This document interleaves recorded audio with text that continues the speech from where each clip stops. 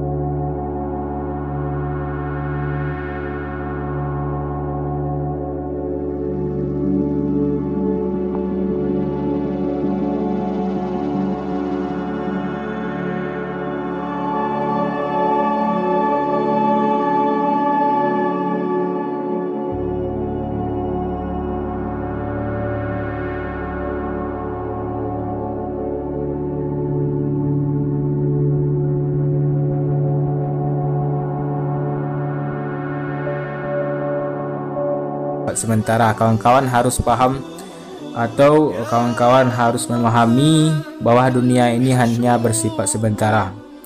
Apapun yang kawan miliki di dunia ini, ketika subuh kawan-kawan tidak sholat karena kawan-kawan bangun untuk pergi ke pasar, pergi bekerja untuk mencari dunia atau mencari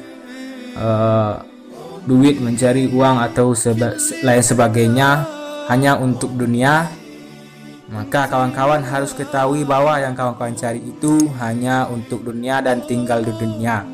Ketika kawan-kawan meninggal atau ketika kawan-kawan telah meninggalkan dunia ini, kawan-kawan juga meninggalkan apa yang kawan-kawan cari tersebut, kecuali apa yang kawan-kawan perbuat seperti amal ibadah, yaitunya sholat.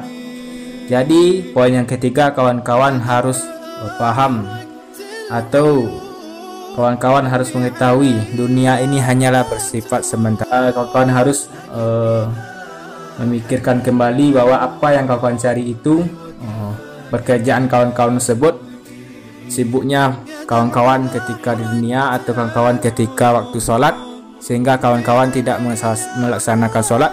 Apa yang kawan-kawan cari tersebut hanya bersifat sementara atau hanya bersifat duniawi. Ketika kawan-kawan melaksanakan sholat, maka sholat itulah yang akan kawan-kawan bawa ke akhirat. Poin yang keempat, jangan menunda sholat, karena menunda sholat adalah hal-hal yang akan menjadikan kawan-kawan tidak sholat. Contohnya saja, ketika masuk waktu maghrib, kawan-kawan mendengar suara azan, kawan-kawan tahu waktu itu waktu maghrib, namun kawan-kawan menghiraukannya, nanti aja, kata kawan-kawan kan, nanti aja, diundur. Ketika kawan-kawan telah ingin sholat maghrib, maka ketika diundur, maka tibalah waktu isya. Jadi kawan-kawan kan tidak sholat.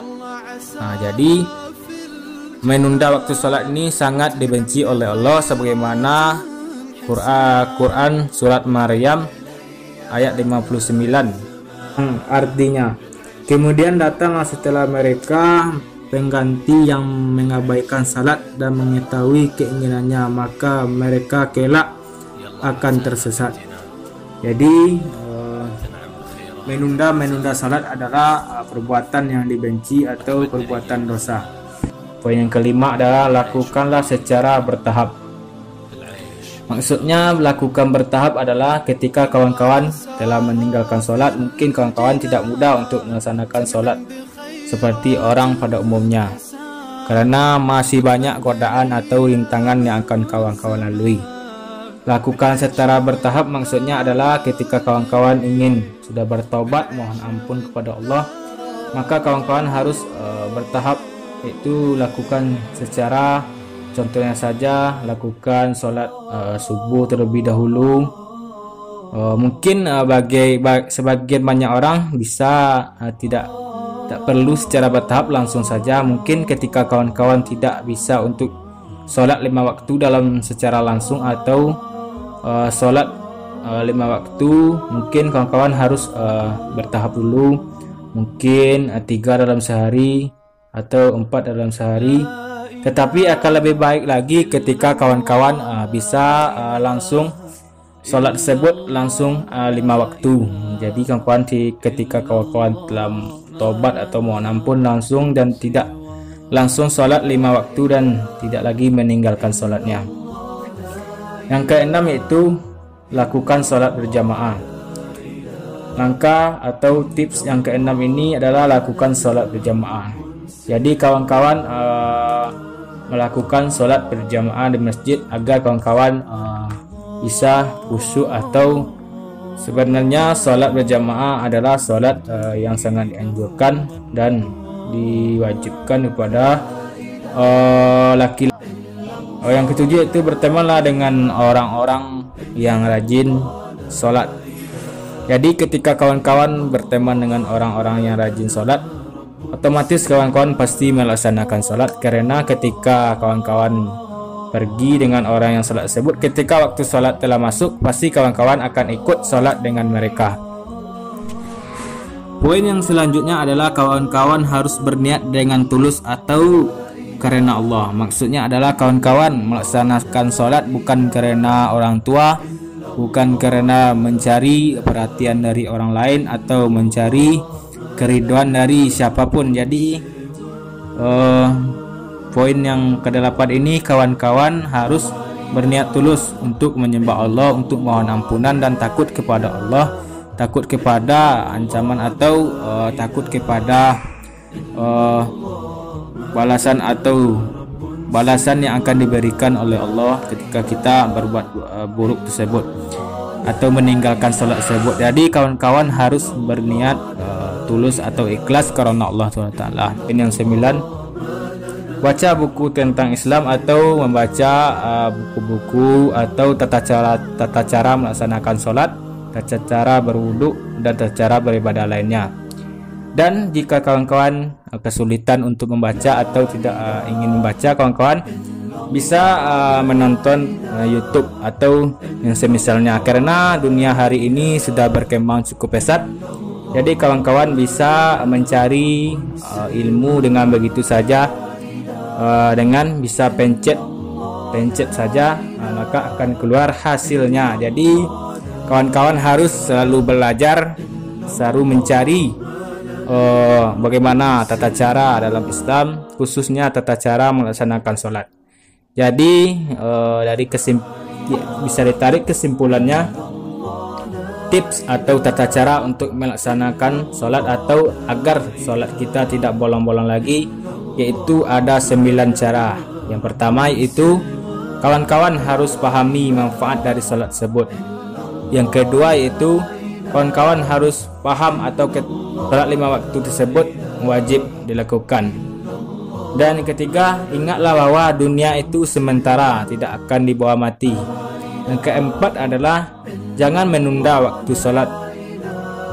Tips yang kelima, lakukan secara bertahap, karena sesuatu tersebut tidak bisa langsung sempurna dalam kehidupan atau dalam melaksanakan sholat tersebut. Yang keenam adalah lakukan sholat berjamaah. Yang ketujuh, bertemanlah dengan orang-orang yang rajin melaksanakan sholat, yang berniatlah dengan tulus atau karena Allah Subhanahu wa Ta'ala. Yang kesembilan, bacalah buku-buku tentang tata cara sholat, tata cara melaksanakan sholat. Jadi itulah tips-tips agar membantu sholat 5 waktu agar tidak bolong-bolong. Jadi tips untuk membantu agar kita rajin melaksanakan 5 waktu. Bagi kawan-kawan yang belum subscribe, mohon subscribe-nya. Bagi kawan-kawan yang belum like, dan like, komen and share-nya dari kawan-kawan. Baiklah, terima kasih. Assalamualaikum.